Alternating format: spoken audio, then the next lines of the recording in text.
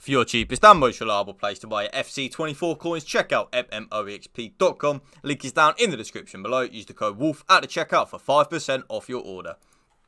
The new patch is here, YouTube. I have been trying my ass off trying to perfect this 5-4-1 formation. So without any further ado, drop this video a like for me, drop a comment down below, and if you can please hit that subscribe button to my channel, that would mean the world to me. This has been hard, you know, trying to make the 5-4-1 perfect, because if any of you don't know, on the new patch, they've kind of done it weird with the left wing back and the right wing back, in terms of sometimes they stay a little bit too high. They don't drop back into their left wing back and their right wing back position. It's a little bit weird, so I have been grinding so much trying to get this formation right. I think I've finally got it. Well, I don't think. I know I've finally got it right. And there are a few tweaks that you are going to have to do. So let's get into the custom tactics. Balanced on the defensive style, 100% YouTube. I really would stay away from pressure on every touch and press after possession loss, especially using the 5-4-1 at this moment in time. EA have really tried to nerf this 5-4-1, and I mean, like, I've never seen them try to nerf a formation like this. Any 3-back or 5-back formation is going to take me a little bit of a while to get the formations out, by the way, because EA have really tried their hardest to nerf it. So, use balance on the defensive style. Press after possession loss or pressure on every touch. They don't work with 5 at the back at the minute. I'm telling you right now, they do not work at all. It is categorically awful.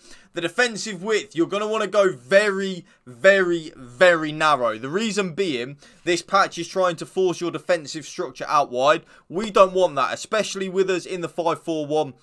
Having a left wing back and a right wing back, which kind of sometimes do stay at the pitch a little bit. I've noticed the more narrow that we go, the more likely the left wing back and the right wing back are to drop back into like the left wing back and the right wing back position when we lose the ball in transition.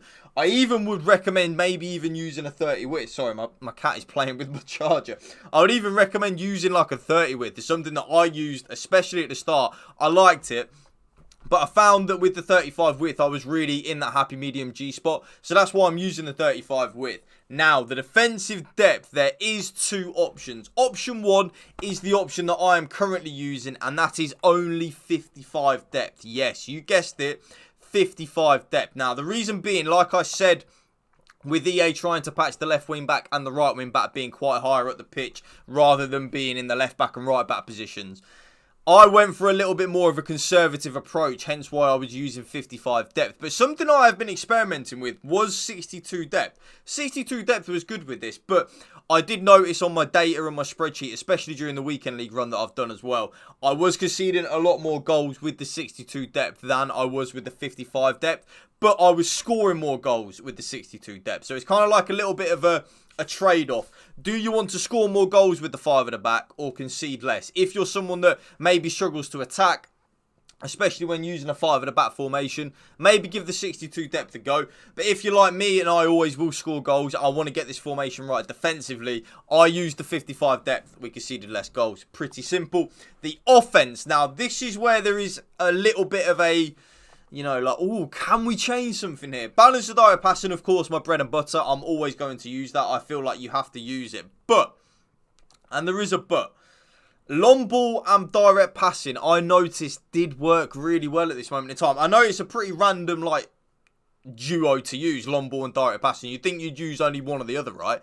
But I'm telling you right now, using long ball and balance of direct passing worked. But I've still gone back to my bread and butter YouTube, my balance of direct passing. I absolutely love it. I'm going to use it until it doesn't work anymore. So I'm still using it right now. Balanced and direct passing is the way to go. Now, this is the key thing right here, YouTube, okay? This is what makes the 5-4-1 work on this new patch. You see this offensive width right here?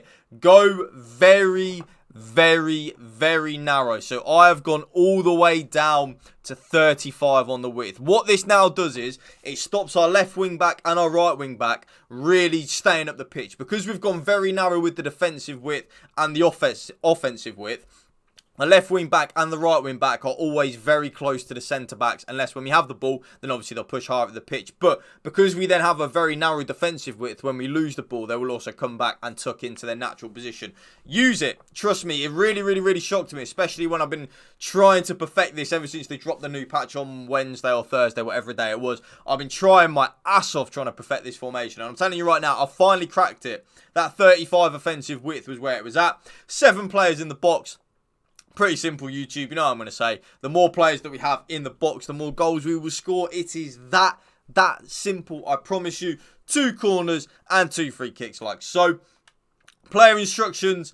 Stay central and get in behind on the striker. That has not changed. That will always be the same.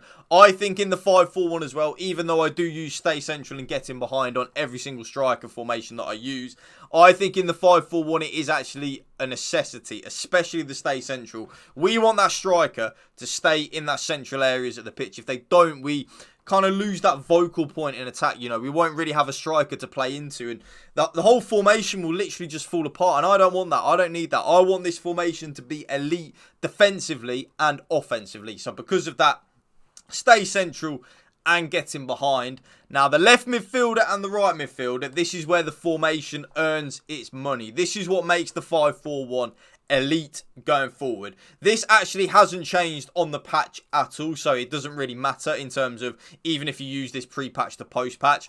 Come back on defence, cut inside, get in behind, and get into the box for cross. The comeback on defence, very needed now on this post patch, especially with the left wing back and the right wing back sometimes having a bit of a brain fart and not helping out defensively in the transitions. The cut inside, so important, especially when we have our left wing backs and our right wing backs on.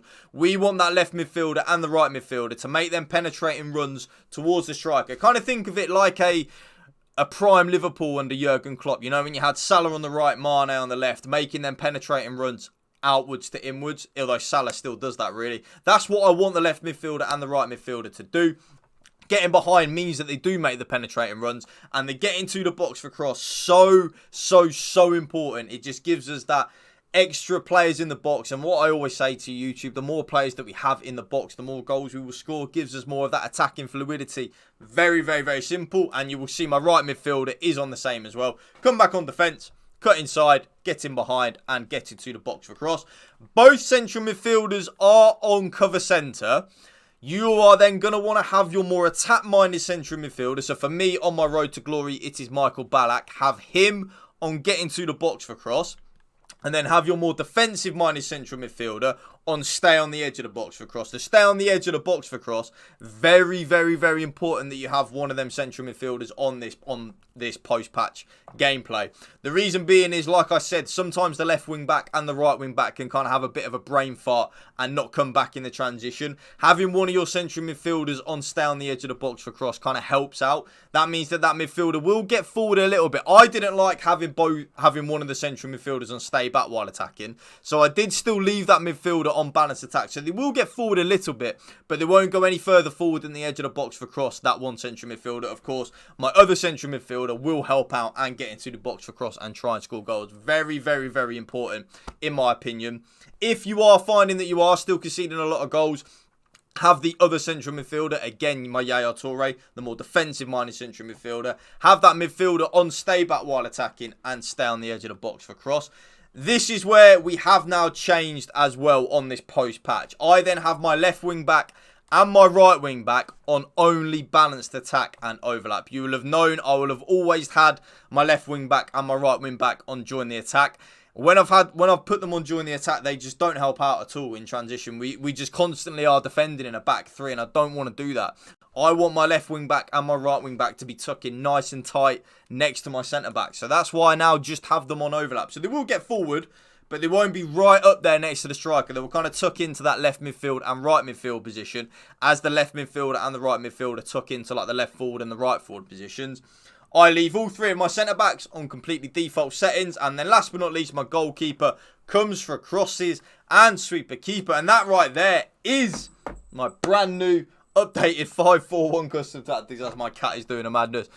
YouTube, This has taken me a lot of time and effort to get these out in terms of, I don't just put out any custom tactics, you know, I really do grind and make sure they are perfect. Probably why a lot of you enjoy my custom tactics, because you know I'm not bullshitting, right? So please, drop this video a like for me, drop a comment down below, and if you can hit that subscribe button to my channel, that would mean the world to me. Thank you for watching. Remember, spread the love and positivity. PMA, positive mental attitude. Peace out.